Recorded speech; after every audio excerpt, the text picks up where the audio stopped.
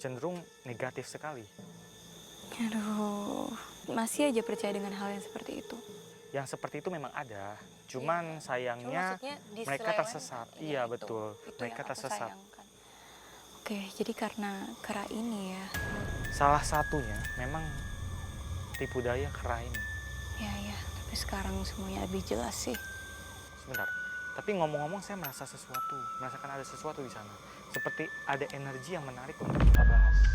Gimana, Ruth? Di sebelah sana. Oke, tuntun kita, Ruth. Oke.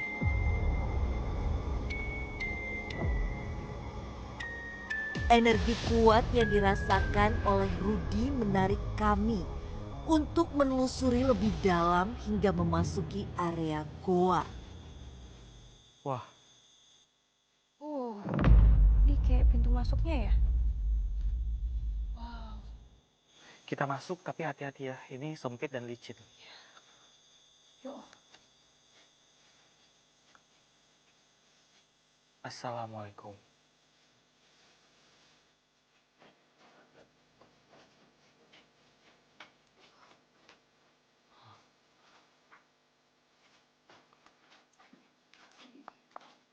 Bau bekas dupanya semakin menyengat. Apa itu, Ruth? Wah, sisa dupa. Memang dupa itu sendiri ada beberapa tujuan, beberapa maksud kenapa orang-orang bakar dupa. Yang pertama, dupa itu identik sama beberapa agama atau kepercayaan tertentu. Ada juga tradisi tertentu. Tapi ada memang yang ditujukan untuk memberi oleh-oleh untuk beberapa makhluk astral di sini. Karena mereka memang menyukai rasa wangi-wangian dupa. Bau-bau wangi, terus kadang bau-bau menyan gitu. Setahu saya sih jauh-jauh sih, Jakarta, Jawa, Kalimantan. Kami mencoba memasuki area terdalam goa ini.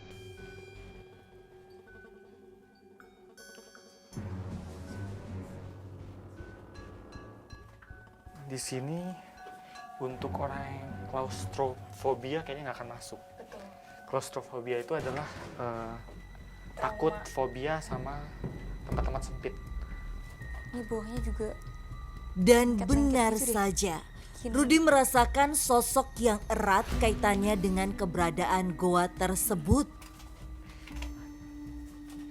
Perlahan saya bisa merasakan ada sosok putih itu semakin menampakkan wujudnya, menampakkan bentuknya.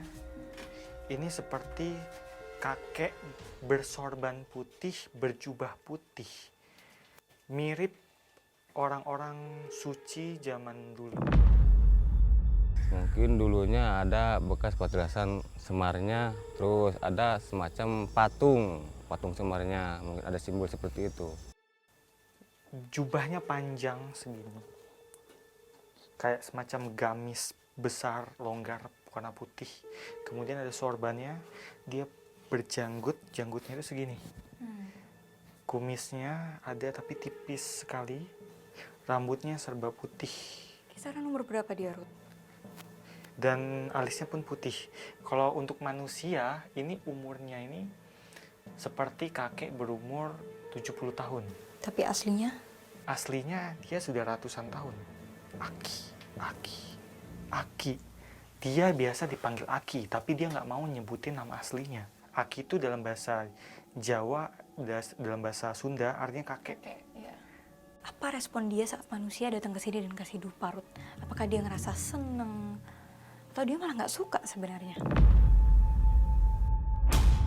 Dia nggak nerima dupa sebenarnya di sini. Dia ini cenderung ke orang-orang yang menyukai, orang yang mendekatkan diri kepada Tuhan.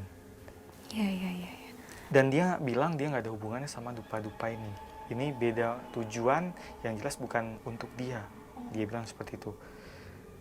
Rudi, aku dari tadi ngerasa nggak nyaman banget di dalam sini. Boleh nggak kita sambil jalan ke depan? Oke, kita keluar aja karena ini sangat sesak ya tempatnya. Kami memutuskan untuk tak menghabiskan waktu lama di area dalam goa karena bau menyengat dan pengap yang kami rasakan. Sebenarnya si kakek ini netral. Jadi kalau misalnya ada yang bawa dupa wewangian untuk makhluk yang lain, dia sih biasa aja, karena bukan urusan dia. Karena dia maklum, karena setiap orang punya kepercayaan yang masing-masing, tradisi yang masing-masing gitu. Jadi si kakek ini netral, itu urusan kamu, seperti itu. Nah, memang beberapa makhluk halus lain, makhluk asal lain selain dia, ada juga yang memang berurusan dengan orang-orang yang bakar-bakar dupa di sini. Nah, Rudi, aku mau bawa kamu ke goa yang satunya lagi tuh ada di sana. Aku akan bawa kamu ke sana. Kita langsung ke sana ya. Yuk.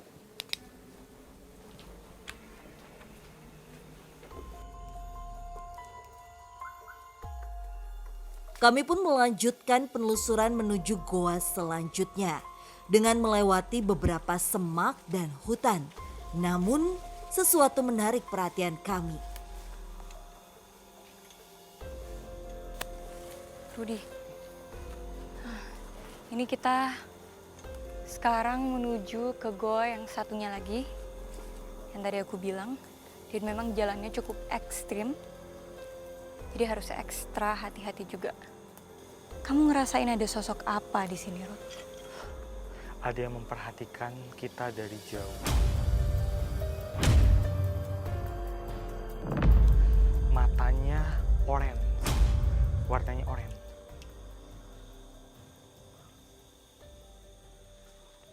Wow. Wow.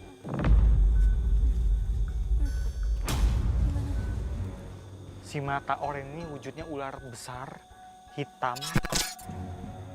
Ya, itu dia di sana. Ya kadang-kadang beliau itu ketemu yang aneh-aneh kayak model ular gitu, atau selebihnya ya gitulah, semacam-macam yang mistis kayak ular gitu, ular gede. Kamu siapa?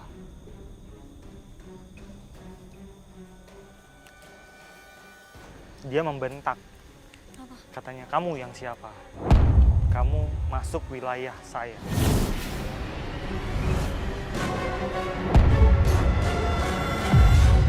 Kita akan coba tanya baik-baik ya. Saya bilang, kita datang ke sini, kami datang ke sini cuma mau mampir ke goa. Cuma jalan-jalan.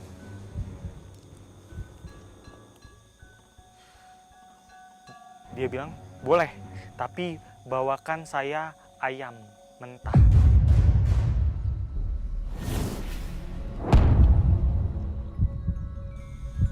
Satu ekor. Siapa lagi bawa ayam mentah 1 ekor? Nggak ada, Rud. Buat apa? Jadi ayam mentah itu utuh ya, satu utuh.